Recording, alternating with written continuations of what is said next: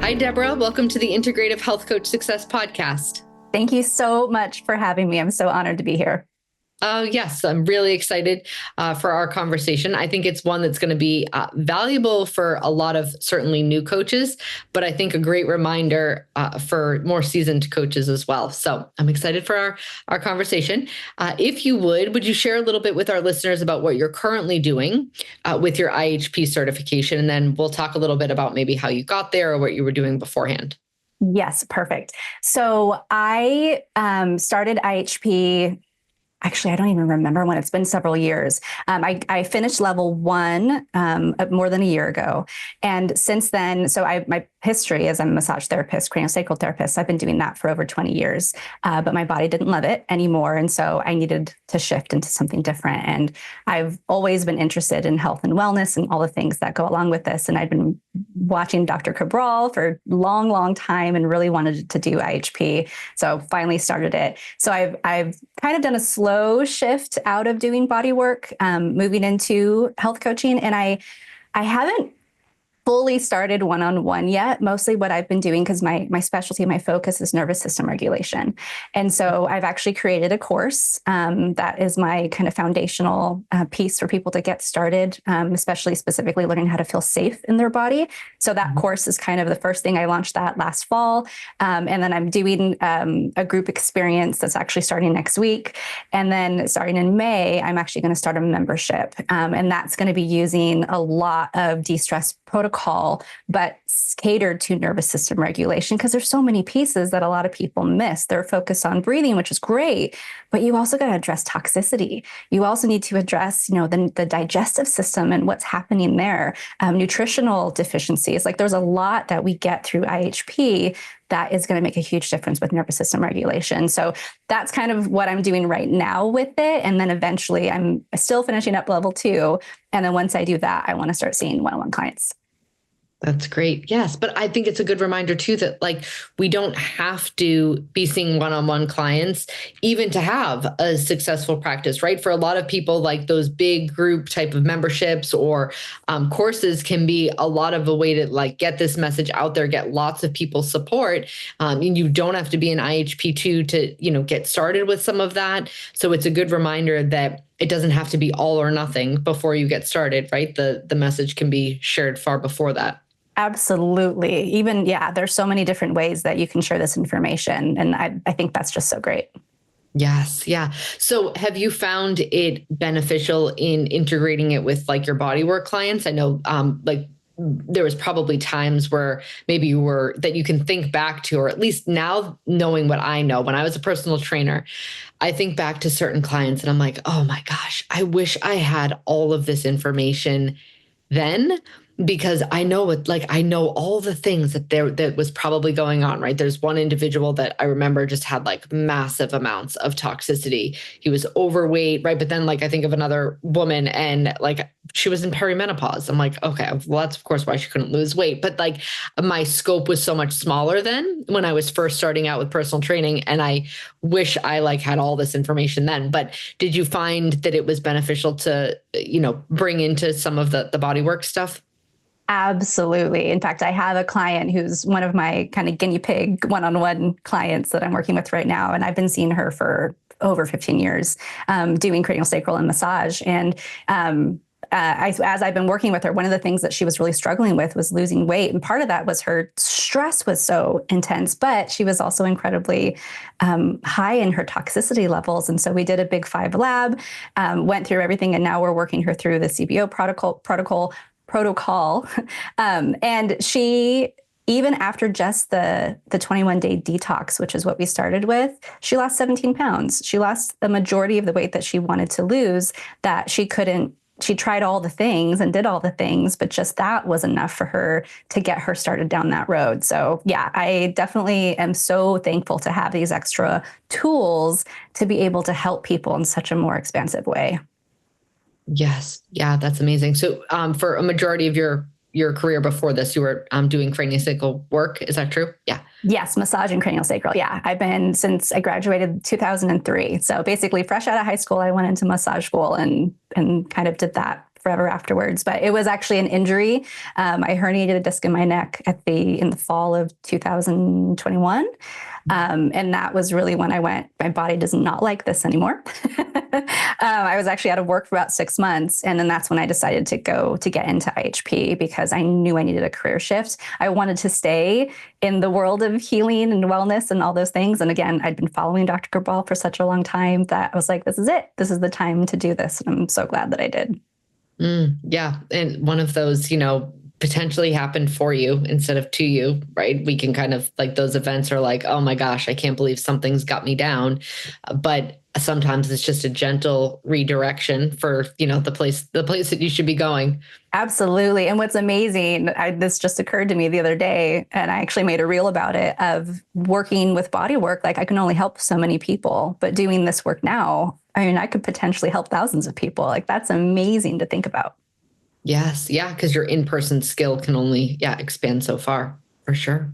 Okay. Yeah. So what I would love to talk about next is kind of, going to be our little topic of the day, which really is understanding that the world of health and wellness, while we are as coaches immersed in it, it can feel very saturated.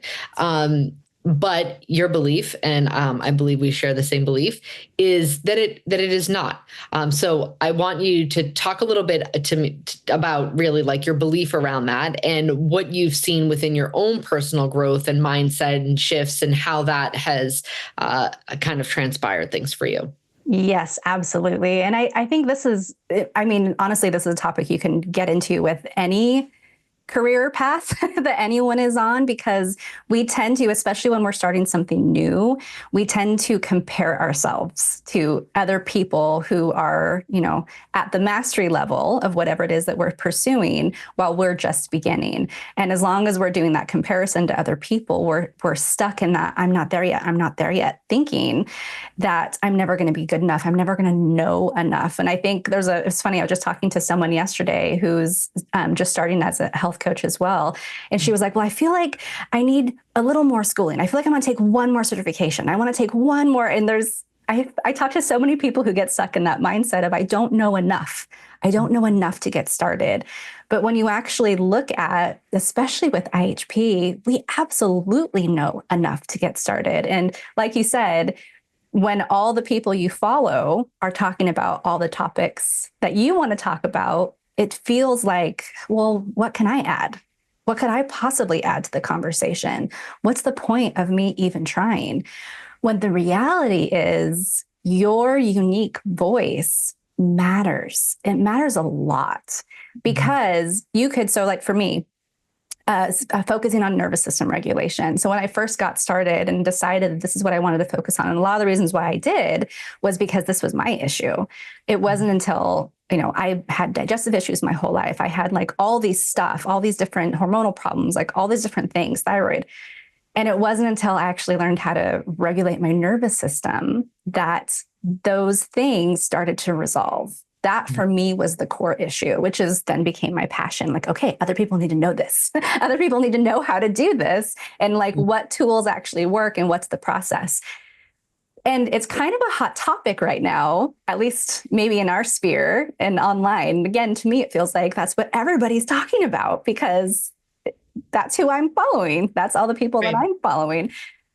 And it's really easy for me to look at, trained psychologists and people who have, all these credentials behind their name, who are talking on a lot of the same topics that I'm talking about. And for me to think, I can't do it better than them. I can't teach it, but they know more than I do. Like, they've studied longer than I have. But what they don't have that I do is my own lived experience. I can share my own lived experience, and that's something that is completely unique to every single person. And so it doesn't really matter what you know, it matters what you've lived. That's what is actually the most important. And that is unique to each person. And then beyond that, there's just different personalities, there's different skill sets. And so the way that I'm going to talk about my subject is going to be different than the way someone else does. And because we're all, every person is unique and individual, the people that I attract are going to be different than the person that other psychologist is going to attract. It's just different. We teach differently. We express ourselves differently. Personality is different. And so the combination of your own natural skill set and ability and your own lived experience, that's what makes you unique. And your voice is important because your audience is going to be specific to you. It's not just about information, but your specific audience, the people that you want to help, you're going to draw a very unique set of people. And if you don't use your voice, then they're not going to get that help. Yes. Yeah. I couldn't agree more. I think it, goes back to pausing and not comparing ourselves, right? Regardless of whether it's that we don't know enough, that, who am I to speak on X, Y, and Z if I don't have this, certification or this schooling, but when experience is the biggest indicator, right, of understanding what somebody else is going to. Our lived experience is what allows us to connect to our audience and our clients, because we truly can say, I get it. I've been there. I know how hard this is. And I can promise you that there's something very different on the other side. And there's a lot of people that need that. Like, they need to know that the person who's helping them completely understands where they are and that they're connected. There's a lot of people that are just very cerebral. They just want the facts. They would rather speak to an MD because they feel more comfortable knowing that, like, they've read every book. But those people aren't your people, and your people aren't going to, maybe be attracted to the MD who hasn't lived this experience, right? So to your point, it is about our audience and who we're there to help and serve. If our audience needs to hear our message, they're going to be there. And if they're not, they're meant to hear somebody else's message. But just because we know many other people talking about the topic doesn't mean that the millions of people that need to hear what we have to say know all of them too. And I think, again, that's the part of like social media where when you're following a bunch of the same people doing and saying the same things that you are, it can feel like this is all that's happening on social media, but that's not true. Absolutely. And I think it's important to recognize also this, at least this was important for me, is recognizing that you know more than you think you know, especially if you've gone through IHP, you know way more than the vast majority of people out there. And this was actually something before I did my course, when I decided I knew I wanted to do a course, I was feeling very much like this. I don't know enough. I don't know enough. I don't know enough to be able to do this. And I had been comparing myself to an account who talks a lot about the same things that I do. She has this massive course that she does, super successful, big membership. And I'm like, I don't know if I'll ever be able to get where she's at. And probably what she offers in her course is so much better than anything that I could ever put together. And I had that without even being consciously aware of it. Those were the thoughts that were going through my head. And then I had a friend who didn't know I was thinking about starting a course, and she had signed up for this other person's course. And she was like, do you want to see it? And I was like, actually, I would love to see like what's inside, like how does she structure this? I want to know.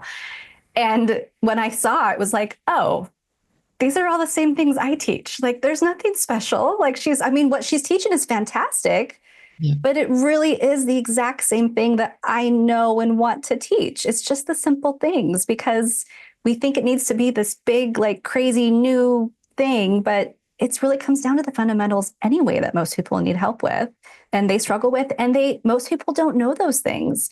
Someone like me, I've been studying health and wellness for over 20 years. It's like, well, duh, of course you need to drink water. And of course, like we know all of these specific things, move your body, but a lot of people don't. I remember years ago. A lot of people aren't doing it. They're not doing it. And why aren't they doing it? Because there's nobody that they feel connected to for accountability to be doing it. Right. Absolutely. Like, I had personal training clients for years and years, 8 years.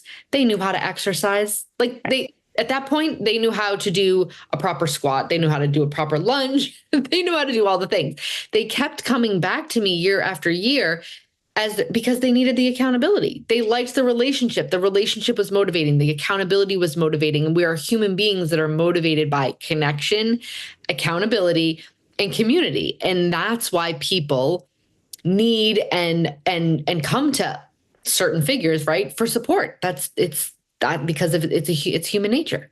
Absolutely. And yeah, I do think there are a lot of people still out there. I mean, again, when your whole everything is saturated with knowing how to do what we do and knowing what we know, we assume that everybody else knows all these things. And so, but sometimes just the smallest shifts is what makes a difference for people. So I remember having a massage client come in years ago, and she had headaches all the time, just constant headaches all the time. And so that's what she was coming in for, massage for headaches.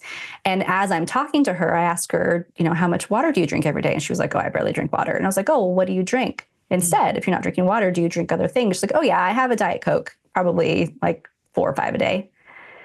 I was like, okay, well, that's probably contributing to your headaches. And so all I did was like, let's cut it down. It's like, it's going to be hard to give it up completely. It's like, but what if you just replaced for now 2 of those with a glass of water instead, and then come back to me next week and we'll see. And she came back and she was like, oh, my headaches are gone. And the thing, like it's hard, isn't it sometimes hard for you to think that there's people that drink 5 Diet Cokes a day and don't drink water? Yeah. Again, being immersed in this world, I forget that those people exist. I'm like, wait, nobody told them yet? Exactly. There's more people like that than like us. And so to like this very big point is there's so many people still that don't know simple foundational, like water hydrates, Diet Coke does not. Yes. Right? Yes, exactly. Yeah. And I think focusing on those people makes such a huge difference of recognizing that you absolutely have something of value to share with them. Right. And it's really easy, like, we've already said, to compare. It's really easy to think, I'm not good enough or I don't know enough. But one of the things that I always like to talk to people about too is, what didn't you know 5 to 10 years ago that piece of knowledge now has changed everything for you? Usually who you're speaking to, who your audience is that person who you were 5 to 10 years ago. You now have a piece of knowledge that you get to share with them that they don't have yet. And there are so many people like that. There's so many people that were exactly where you were then. And so that's part of this gift that we have, that we have this knowledge. We have a way we can share it. We have all the training. Now we get to go out there and help people to feel better in their bodies and their lives, to manage stress, to do all these different things, to actually feel amazing. And what we have is amazing. What we've taught, just the de-stress protocol, like if people actually followed that, could completely change their life, because so much of what people need to do is lifestyle. So much of what they need help with is lifestyle. And these are the kinds of things that their doctor's not going to help them with. Yes. And you need to know a lot when you're going to deal with a complex medical case, right? That's when you need to have a lot of knowledge, even if you're going to be implementing protocols and labs. But there's lots of people that need that. But there are far more people that need simple foundational, like you just said, de-stress protocols, simple foundational lifestyle habits, even just sleep alone. Like just sleep for people is so poorly, and it's only getting worse, I think, and it's affecting kids now with devices and blue light and all of that. But if you just help someone optimize their sleep and their nutrition, you could see a world of difference. And you don't need to have major schooling to do that. We all know the functionality of how these things play into imbalances, chronic symptoms, and depletion in the body. And you absolutely don't need to have any kind of full-blown credentials to help somebody through lifestyle adjustments. And like you said, sometimes you don't even, so like, for the woman with the headaches, you might have been like, wow, she needs an HTMA. Maybe she's deficient in magnesium. Maybe it's this. No, she just needed to cut out the Diet Coke. Exactly. So it can be so simple if we let it. And we don't need to have this incredible, skill set of dealing with really complex cases before we're able to just help the average American with lifestyle foundational deficiencies. Absolutely. Yeah. Yeah. Do you find that, because I also think that like I used to at least experience this with personal training. I'd be like, okay, exercise is important and like you want to exercise and you're doing this. And like, so I would automatically think like you're about health, like you're wellness focused, right? And maybe for the same thing, like, okay, the benefit of massage, cranial sacral therapy, like you've read up on this, you probably know what you should be eating. But I was always surprised by, no, that's actually not the case. Like some people are just like, oh no, I want to lift weights so I can, look different in a shirt. And they had no idea what they should be eating. And so just because somebody is focused on one aspect of health and wellness doesn't mean they have all the others dialed in at the same time. Absolutely. I think Dr. Cabral is a great example of that. When he has told his story about training as a personal trainer and wanting to get all beefed up and eating tons and tons of protein, and then realizing later, like, actually, that wasn't good for my body. That wasn't ideal for my body structure. Like this actually isn't something I should be pursuing for my overall health. So yeah. And it's so confusing for people out there too, because there's so much conflicting information. There's so much, and people are overwhelmed, I think, with what to do, and so they give up and they do nothing because it's, well, no, you need tons of protein. No, you don't need tons of protein. And eat carnivore; it's good for you. No, you should be vegan. Like there's so many conflicting things out there of that, and everybody has a study to support whatever side they're on for whatever it is that they're pushing. That it can be overwhelming. Health has become a really overwhelming thing for a lot of people. I know I've talked to a lot of friends that they don't know what to do. Because they don't know what to do, they don't take any action. They just keep doing what they've always done because I'm so stressed by trying to live perfectly or hearing the next food that's supposed to be bad for me. So there's a lot of that too, that we're helping people with, to take that stress out and the fear out of, no, there's a way that we can do this. Without getting so wrapped up and being so afraid of everything around us. And it's hard to find that balance because it is true. We live in a very toxic world, and we do want to take steps to be able to protect ourselves as much as we possibly can. But we don't want to be overwhelmed with the stress of trying to do everything perfectly either. Yes. Yeah, I completely agree. And I think a lot of people that I've been seeing like memes, or reels circulating about like basically like hearing health influencers talk about like eating protein but don't eat too much, and exercise but don't exercise too much, right? If you are a trusted source of balanced health information, right, for your audience, that's really what it's all about. You want to be the trusted source of like, here's how to support your sleep if you want to support your sleep. Here's what you should be drinking for water.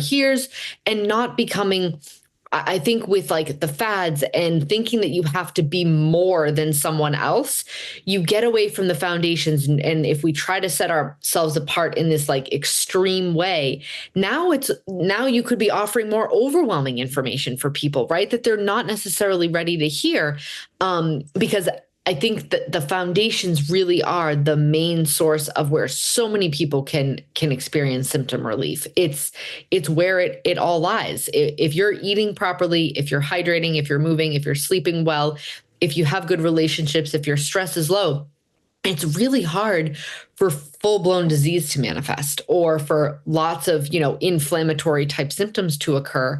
And I think paring information down for an audience is sometimes just as important as giving them a ton of information, if not more important. Absolutely. And I think in the social media world, especially, if that's, I feel like a lot of us are building our businesses on social media just because it is such an easy place to get free marketing and offer some people help and get your voice out there and get that exposure. But in a lot of the trainings or people are trying to they want to stand out, right? They want to be unique. They want to be different. And that's where, again, a lot of that comparison can happen, because you're looking at all these different people who are successful and you want to copy what they did. You want to be like they are. You want to figure out what was the super special thing that they did that made them successful, when really what people are drawn to more than anything else is authenticity. Mm-hmm. You being yourself. You showing up with your own story, with the way that you think, the way that you explain things, the way that your own unique approach to things. That is what people are drawn to. People want connection. It's funny because social media was intended to be this amazing connecting place for people. And really, it's done the opposite. People like look and see what their friends are doing, but they're not actually having conversation with them. They're not really connecting. It was actually really funny. My mom is like a super extrovert, like a super extreme, talks to everyone around her, thinks she knows everybody. Like if there's a random person on the street, she was like, I think I know them. And she'll walk up and talk to them. Like she wants to talk to every single person she possibly can.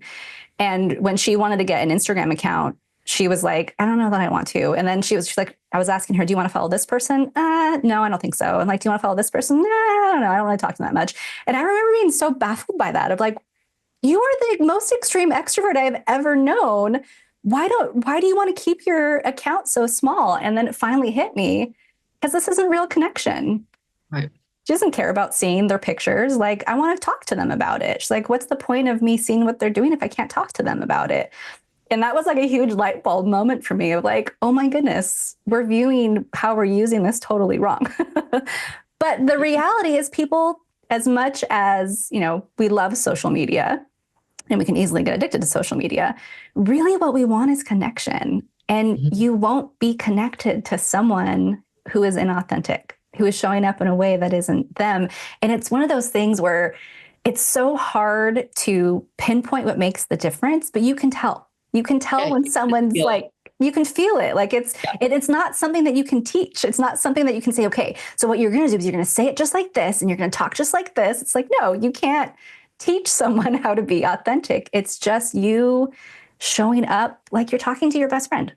Yep. And if you show up that way, as if you're talking to your best friend, then the real you is going to come out. And that's going to be super magnetic. Yes. Yes. I could not agree more. And I think that even if people can't articulate why they follow certain people, like for people who aren't as articulate about, connection and, whatever, you can talk about like the electromagnetic frequency of like how people feel connected to others and all of that. But someone who can't articulate it, they would just be like, I don't know, I think they're funny. Or I think like, I don't know, it seems like we have a lot in common, right? People want to feel what they don't want to feel like is that their life is falling apart and somebody on the other side of the screen is having this perfect little life, right? So when like everything is perfect and you think that that's what's going to be attractive to followers or the people are going to want to live up to your same little perfect life, like that is actually doing the exact opposite, because now someone's like, oh my gosh, she can like do all these things and not, meanwhile, like things might be falling apart for them too, right?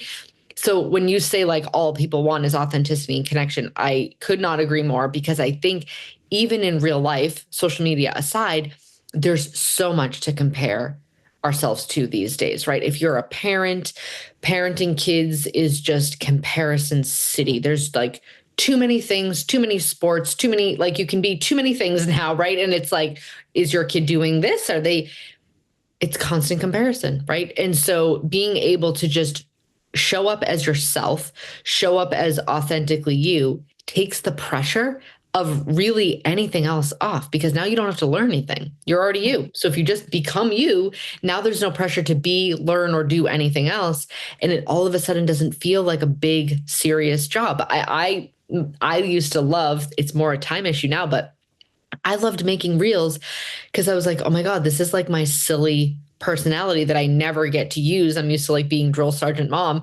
And it was like an outlet. I was like, oh my God, this is so fun. I get to be like a total goofball, which is like a part of my personality that doesn't shine a lot anymore. And if you use it that way, like then it gives you energy too, right? You don't feel drained by needing to show up and be there. Yes, absolutely. I have had the exact same experience with social media. It's fun. Like I have a lot of fun in the creative process, in the like, oh, I want to try out this, or what could I do with this, and different ideas. And it can be incredibly rewarding in doing that. And when you approach it that way, again, that's what draws people to you. So you get to have fun doing it, and then people are excited to engage with your content at the same time. So it's just a win-win. And again, it's so stressful to try to show up like someone else. That is a heavy weight. That's a heavy, like, because you have to think through everything you're doing and saying, and should I do this? And how can what about my background? And how, like, what if my house doesn't look nice enough? And there's all these different thoughts and feelings that you can have around that. And again, that becomes such a huge weight on you. Then you're not having fun in your business. It's not enjoyable at all. And most people, that's when they give up because it's not working for them. So that shift of my voice matters, the way that I show up is important. And maybe you don't have a skill that someone else does. Maybe you look at the person that you look at as the example that you want to follow. Maybe they express themselves in a very specific way, or they do have a lifestyle that you really, really want, or results maybe that you haven't gotten yet. Whatever you're comparing yourself to them, you can't be them. You can only be yourself. And again, you can't show up the way that they show up. You can't fake that. But what you do have is still of incredible value. Even if you are still, I feel like I'm still in the midst of my healing. And that's been an issue for me that I've had to work through of, it's okay that I'm not done yet. It's okay that I'm still working through stuff. Like, yes. Like what pinnacle of perfection are we all trying to? So we all live in a toxic world. We all have a fair amount of stressors, right? Are we ever all, who's walking around as this like perfect healed version of themselves, right? I think even like Dr. Cabral would agree that like he runs labs for a reason, right? He's making sure that like things still look good or that there's not something that he needs to tweak. The second we like are like, that's it, I'm done, I'm perfect now, right? That's when it's, we want to kind of be able to show the process. That's motivating. That's building the connection. Yes. And people want to, like you already said, work with someone who knows what it feels like, who knows what it feels like to have setbacks, to know what it feels like to struggle through it, to not know what the answers are at first, but then to find something that works. And they want someone who's going to understand the entire process and how they're feeling, not just give you the answers, but to know how they're feeling. That makes such a huge difference in them feeling safe, because safety is a big piece of the healing process. That's the piece that a lot of other places, a lot of other people miss, of making the person feel safe. They have to feel safe in what they're doing. Otherwise, the nervous system's like, nope, we're not going to let this work. Absolutely. Yes. I recently had a woman, she was telling me how she worked with a hormone specialist, and she was telling me like, I don't know, I just like didn't really feel like I connected. And she said him, and she's talking. She's like, but like his recommendations were great. I just like, don't know. I was like, it's because he's not a woman. It's like, yeah, I think you're right. I didn't even think of it that way, but it's just because like he didn't have the same lived experience. Not to say that a man can't help a woman with hormones. There's absolutely many that are skilled to do so. But if someone is hardwired to have the connection piece along with the knowledge, which I think a lot of women are, it's important. And you can learn so much more from someone that you feel safe and connected with than someone that you feel like is maybe just lecturing information at you. Absolutely. Yeah. All right. If people are listening and they want to connect with you further, or on social media, where are all the places that you show up, either websites or social media? So on social media, on Instagram, I'm Deborah Cobb _IHP. I think that's my same on TikTok, though I don't really do a whole lot on there. My website is rootandblooomholistics.com. And that's where my courses and all of the things that I'm doing as of right now. So, yeah. Okay, great. Thank you so much for being a guest on the Integrative Health Coach Success Podcast. I think this was such a valuable conversation, and I appreciate you being here. Thank you so much for having me. I really enjoyed it. Yes. Thanks so much, Deborah. Talk to you soon.